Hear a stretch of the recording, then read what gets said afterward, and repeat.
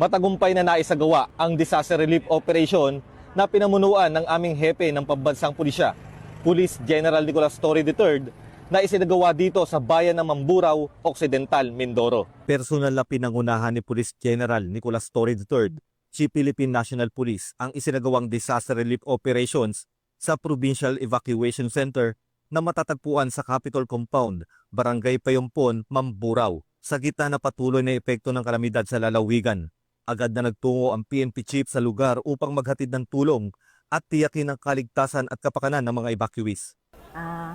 Nagpapasalamat po ako kay General Chief Torre na dinalaw ang amin dito bayan. Binigyan kami ng tulong na kami na salantahan ng bagyo. Maraming salamat po.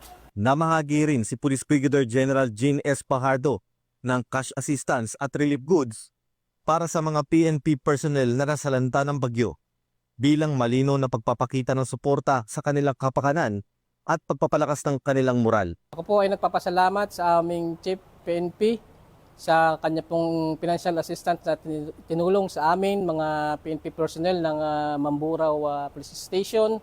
Kami po ay biktima ng sunod-sunod na bagyo na nagdulot ng baha at kami po ay isa sa mga biktima na nakatanggap ng financial assistance mula sa aming Chief PNP.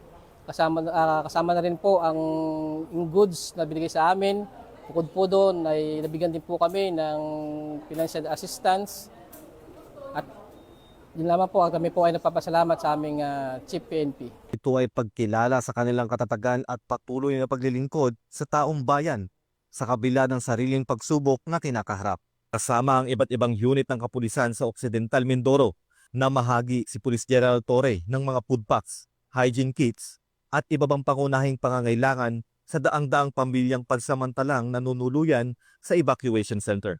Ayon kay Police General Torre, ang serbisyong tunay ay hindi lamang sa pagpapanatili ng kapayapaan, kundi sa pagpapabigay ng tulong sa mga kababayan nating higit na nangangailangan, lalo na sa panahon ng sakuna. Well, ito ay pagkikipagkapwa-tao. Alam naman natin na marami talaga ang nasalanta nung last na 3 bagyo. Kaya kailangan natin mag-empathize sa kanila. Including our policemen na mga kahit na nasalanta ay tumutulong pa rin. So nandito kami. Nag-raise tayo ng pondo through the charity boxing match at part of that proceeds ay dinala natin dito sa kanila.